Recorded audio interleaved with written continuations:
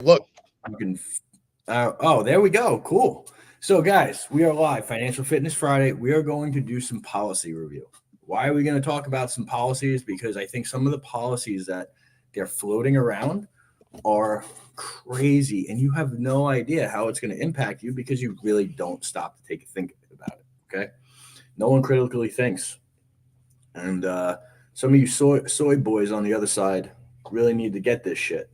All right, and let's just talk about the first one, okay? And I think this is disastrous, and it's floating, and I'm gonna go on both sides of the aisle here, okay? This 25% unrealized capital gains tax. I want you guys to understand what that means. That means any stock, any digital asset, so any cryptocurrency, okay, or any piece of real estate that you own on a yearly basis, they're going to see if the property value went up or the property value went down. Let's just look at it from the terms of real estate. Okay. I bought my office. Okay.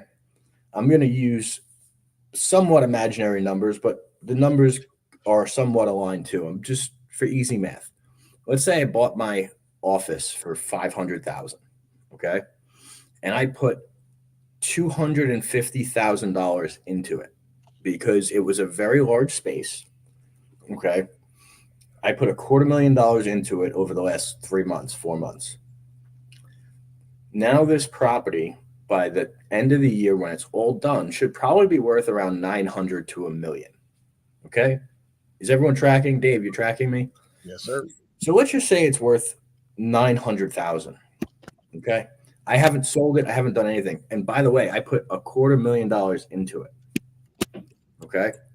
So the 250,000 and would be a write-off, right? You could expense that. However, that additional 150,000 that the property value was raised by, that would be taxed at 25%, even though I didn't sell a thing.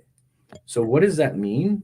That means that in addition to any income tax, any property tax, and any other tax, that at the end of this year, if they pass that I would have a additional roughly $37,000 tax bill because the house I bought went up so much. Okay. Now, I will tell you that the average person that has been in their house for, let's say, 10 years, okay, may have even more appreciation than that. All right. Think about the person that bought their house, okay, let's say 10 years ago. That person might be sitting on 500,000 of unrealized gains. All right. So that means that person, if that law was passed next year, would wind up having to pay $125,000. They don't have that type of money to pay out. No one would. So what would happen? They would have to sell the house. Property values would go down. Okay. These are just legitimate logistics. Or they would have to take a HELOC out on the house just to pay the unrealized capital gains tax. Okay. This one policy would bankrupt this country. One policy that they're floating, okay, would bankrupt this country. You would not be able to build any long-term wealth, and that's the idea behind it. Okay. Can I add something to that? Which absolutely I'm wrong on this, but like it makes total sense, and I know you're talking the real estate side of that, which it's alarming, bro. Like we are taxed to death, right? Like hand over fist. But I think about this on a little even broader, right? Like you're just talking about like, if you sell your home, let's take it down further to Main Street, right? I didn't say you sell your home. That's you owning the home and not fucking. Right. Okay. So take this down a step further, right? Like you guys have a 401k or any type of investment like that. 401k wouldn't be part of it. No, but like what about any other kind of 401k isn't taxed like that. You get taxed on the backside of that. Right, but even the gains, right, on that? I don't think they could tax it. I think that your stocks, like if you had a stock account, yeah, they could tax whatever it is. So like my stock account, if it went from, let's say, 50,000 to 100,000, yes, there's $50,000 of unrealized gains there. They would tax the shit out of that. Okay, so then take that stock, right? Yeah. And you have the unrealized gains. What happens then a year later if it goes to shit? So now you like paid all this tax money, right? And then Yep. it went to hell. So you lost what, double, triple, and you guys aren't, nobody's thinking ahead of that either. Yep. From the loss, even in real estate, man. What if the real estate market takes a dump and you're paying Of course. all this money tax? But Dave, what do you think would happen if everyone was put in that situation? How many people could actually afford the homes? Nobody. Okay. And then you know that who's going to be buying them up? BlackRock, Vanguard. Mm-hmm. Okay. And they are going to already have some type of loophole or workaround so they don't have to deal with that. So what does that do? It's another transfer of wealth to the middle class and lower income all the way up to the elites. And I will tell you, this country would not survive that. Okay. It would either be civil war or communism, and people would leave. That's the truth. And here's the reality: anyone that has the means to get out, that realizes what's going on, is going to get out. Mm-hmm. Okay, so where do you think most of that burden is going to fall then? I'm serious. This is like, if we want to talk policy and we want to talk all of these things, and this is part of being financially fit, is understanding what is coming down the road and what people are proposing. This is not something that I made up. This is something that Kamala is floating, right? Take a policy on the other side of the aisle. What's one of the ones that Trump really likes? He's going to deport all the elite. Okay, fine. No problem. Is that going to cost us a lot of money? Absolutely. It's going to cost us a fortune. The logistics on it are a nightmare. All right. The no tax on tips, I think that's great. I think restaurant workers will get an instant, call it 20 to 30% raise. They should get that. All right.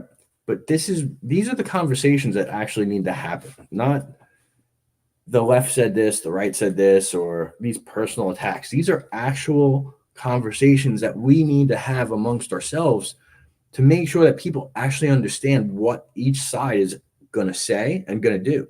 Like 25% unrealized capital gains tax will literally transfer any remaining wealth from the middle and lower class all the way up to the elites. You will not be able to operate. You won't be able to thrive. Mm-hmm. It's crazy. And where does that capital gains tax stop? Right? Is it on property and stocks? Right? Does it involve crypto? Imagine being an early adopter of Bitcoin in 2012. You could be sitting on $4, $5, $6 million, right? And you haven't sold anything, and now all of a sudden you're going to get a bill for $1 million or $2 million. Okay, which means then you have to sell some of that stuff. And then, Dave, like you said, if you sell that asset goes down. What's going to happen? Okay, so what's going to happen is, if you have this type of policy put in play, it's going to make most people sell because they are not going to be able to afford that additional tax. Yeah, man. It's, you guys got to take the emotion out of it and really think and look. Here's something very interesting, right? You want to talk about thinking and looking. Donald Trump's website has the first thing you go on to his website has the top 20 things that he wants to do, right? And everybody's talking about Project 2025, which is proven he has absolutely not signed off on it. His main, by the way, those are good ideas, right? They are, and I'm not saying they're bad, but like, he didn't endorse it. That's a fact, right? He has the top 20 on his website of what he wants to do. Jonathan talked about it: seal the border, stop the migration invasion, carry out the largest deportation operation in American history, end inflation, and make America affordable again, and so on. And what's really alarming, you go to Kamala's page, all it asks is to donate. Yep. And they're not rolling out official policy if they get elected until after they get elected, which is insane to me. So vote for me, but you don't know what I'm going to do. I'm not promising or committing everything, but my team is floating out 25% capital gains tax, unrealized capital gains tax. Okay. what I'm trying to say is, guys, this is not normal. This is not normal by any means. All right. I've been through like elections before, right? I remember, what it was like in 2000 and even in the 90s. I was a kid, but I still remembered how things were, and they were not like this. Okay. This is not normal by any means. All right. And so I feel bad for some of these younger kids that are like, let's say 18 to 28, 29, because you haven't actually seen how things operate on normal cycles. This is not normal. No. Okay. And nor these policies. Like, no one, if you put up the policies that one side is trying to do, no one is going to do that. They did float a tax credit for children.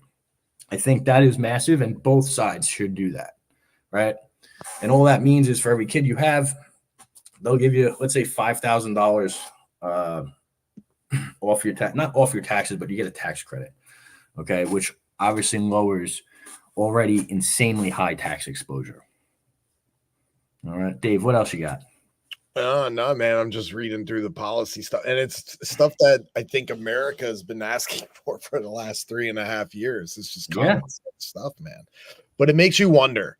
And again, take the emotion out of it and think logically. Like, it's always why. Well, why aren't you posting what you're doing? Hey, vote for me, shiny object syndrome. Everything's a party. Everything's out. There's been no talk of, okay, what are you going to do?